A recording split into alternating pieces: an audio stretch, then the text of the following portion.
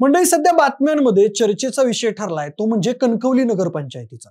आता त्याचं कारण काय हे तुम्हाला वेगळं सांगायला नको. सख्खे भाऊ एकाच मैदानात एकमेकांच्या विरोधात उभे राहिलेले आपल्याला पाहायला मिळत आहे. बरं, फक्त समोरासमोर टशन देत नाही आहेत, तर आता त्यातल्या एका भावाने म्हणजेच निलेश राणेंनी चक्क भाजपचीच पोलखोल करत एक स्टिंग ऑपरेशन केलाय. निवडणुका तोंडावर असताना या स्टिंग ऑपरेशन मध्ये भाजपच्या एका कार्यकर्त्याच्या घरी 25 लाखांची बॅग सापडली आहे. निलेश राणे यांनी इंस्टाग्राम लाईव्ह करत स्वतःही पोलखोल केली आहे. पण मग आता असा प्रश्न निर्माण होतो की साधी नगर परिषदेची निवडणूक, पण तरी सुद्धा निलेश राणे यांनी असा आक्रमक पवित्रा का घेतला? राणे विरुद्ध राणे ही वर्चस्ववादाची लढाई नेमकी काय? या लढाईला सुरुवात कशी झाली आणि युतीचाच माणूस भाजपच्या मुळावर का उठलाय, हे सगळं जाणून घेऊयात या व्हिडिओच्या माध्यमातून. नमस्कार, मी प्रथमेश आणि तुम्हाला तर माहिती आपला विषयच भारी. म्हणजे कणकवली मतदारसंघामध्ये शिवसेना एकनाथ शिंदे गटाचे आमदार निलेश राणे आणि भाजपचे आमदार नितेश राणे यांच्यामध्ये सध्या खतरनाक चुरस बघायला मिळते. सिंधुदुर्ग जिल्ह्यामध्ये होणाऱ्या स्थानिक स्वराज्य संस्थांच्या निवडणुकांमध्ये आपल्याला शिंदे गटाची युती करायची नाही हे उद्धव ठाकरे यांनी स्पष्ट केलं होतं, पण तरीही या ठिकाणी शिंदे गट आणि उद्धव ठाकरे गट एकत्र आलेले पाहायला मिळत आहेत. त्याबरोबरच या ठिकाणी भाजपने स्वबळावर निवडणुका लढवणार असल्याचं देखील जाहीर केलं होतं. असं असताना देखील या ठिकाणी शिंदे गट आणि ठाकरे गट एकत्र येत भाजपच्या मुळावर घाव घालत असल्याचं चित्र आता पाहायला मिळत आहे. आणि याचं कारण आहे ते म्हणजे सख्खे भाऊ निलेश राणे आणि नितेश राणे यांच्यामधील वर्चस्ववाद. काही महिन्यांपूर्वी या दोघांमध्ये खतरनाक ट्विटर वॉर झालं होतं. धाराशिवमध्ये झालेल्या भाजप कार्यकर्ता मेळाव्यात मंत्री नितेश राणे यांनी सगळ्यांचा बाप म्हणून भाजपचा मुख्यमंत्री बसलाय, सगळ्यांनी लक्षात ठेवा असं वक्तव्य केलं होतं. आणि या वक्तव्यातून त्यांना एकनाथ शिंदे यांच्या शिवसेनेला इशारा द्यायचा होता. शिवसेनेला शिंगावर घेतल्यावर त्याचे परिणाम देखील राज्यात त्यांना पाहायला मिळाले. आणि त्यांच्या या वक्तव्याबद्दल शिंदे गटाचे आमदार निलेश राणे यांनी ट्विट केलं, ज्यामध्ये निलेश राणे यांनी आपल्या लहान भावाला म्हणजेच नितेश राणेंना नितेशने जरा जपून बोलावं असा सल्ला दिला. ते म्हणाले होते की नितेशने जरा जपून बोलावं, मी भेटल्यावर बोलेन, पण आपण बोलताना सगळ्या गोष्टींचा भान ठेवून बोललं पाहिजे.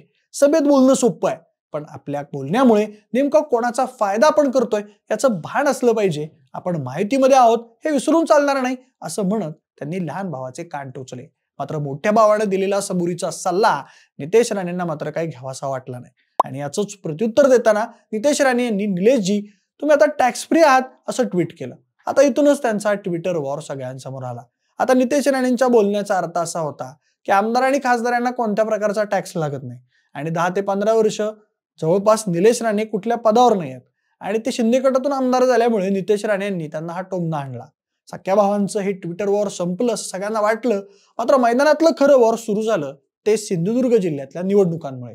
सिंधुदुर्ग जिल्ह्यात एकूण 3 नगर परिषदा आणि 1 नगरपंचायतीसाठी निवडणूक होणार आहे. त्यातल्या 3 नगर परिषदा आहेत वेंगुर्ला, सावंतवाडी आणि मालवण.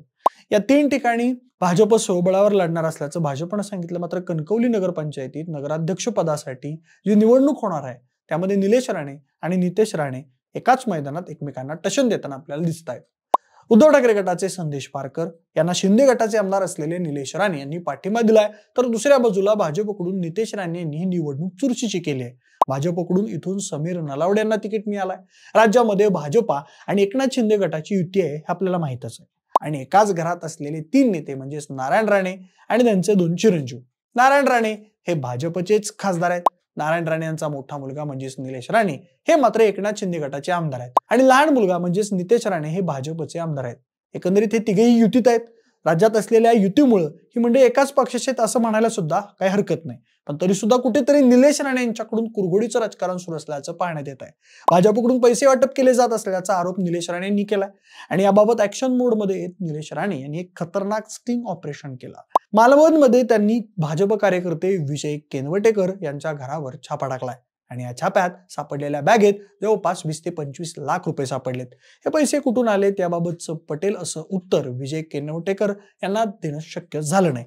त्यामुळे आता हा मुद्दा चांगलाच पेटलेला बघायला मिळतोय. त्याचबरोबर मालवणमध्ये अशा 5 ते 7 घरांमध्ये पैशाच्या बॅगा येत आहेत आणि इथूनच भाजपचे कार्यकर्ते पैसे घेऊन जातात आणि मतदारांना वाटतात असं निलेश राणेंनी म्हटलंय. त्याचबरोबर भाजपचे प्रदेशाध्यक्ष रवींद्र चव्हाण मालवणमध्ये येऊन गेल्यानंतरच हे पैसे आलेत असे आरोप निलेश राणेंनी केलेत.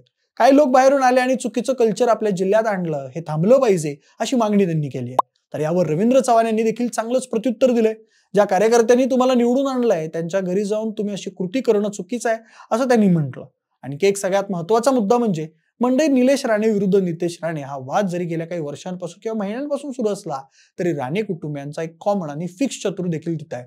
त्यांचं नाव म्हणजे वैभव नाईक. वैभव नाईक आणि राणे कुटुंबियांमध्ये नेहमीच एक शाब्दिक लढाई झालेली आपल्याला पाहायला मिळाली. या प्रकरणावरती देखील वैभव नाईक यांनी चांगलंच तोंडसुख घेतलंय. लोकसभा निवडणुकीत नारायण राणेंना जिंकून आणण्यासाठी विजय किनवटेकर यांनीच पैसे वाटले होते असा आरोप त्यांनी केलाय. पण मंडळी, एका बाजूला राज्यात शिंदे गट आणि भाजपात काही अलबेल नसल्याचं दिसतंय. शिंदे विरुद्ध फडणवीस हा उघड वाद आपल्याला पाहायला मिळतोय. पण या वादाचं लोण मात्र आता स्थानिक पातळीवर देखील पोहोचल्याचं दिसतंय. एकूणच नितेश राणे यांच्या सोबत असलेला वर्चस्व वाद, राज्यात भाजप विरुद्ध शिंदे गट अशी सुरू झालेली कडवी लढाई, यामुळे निलेश राणे भाजपच्याच मुळावर उठल्याचं दिसतंय. आणि कणकवली मतदारसंघात जो काही हाय व्होल्टेज ड्रामा सुरू आहे, या ड्राम्यामध्ये निलेश राणे यांनी केलेलं स्टिंग ऑपरेशन चांगलंच गाजतंय. एकाच माहितीत असणारे, एकाच घरात राहणारे, रक्ताचं नातं असणारे 3 नेते एकमेकांच्या विरोधात उभे राहिलेलं चित्र आपल्याला पाहायला मिळत आहे. बाकी एकाच युतीत असलेले निलेश राणे भाजपच्या मुळावर नेमके का उठलेत, याबद्दल तुम्हाला काय वाटतं कमेंटच्या माध्यमातून नक्की सांगा. आणि आपल्या विशेष भारीच्या YouTube चॅनलला सबस्क्राईब करायला अजिबात विसरू नका. धन्यवाद.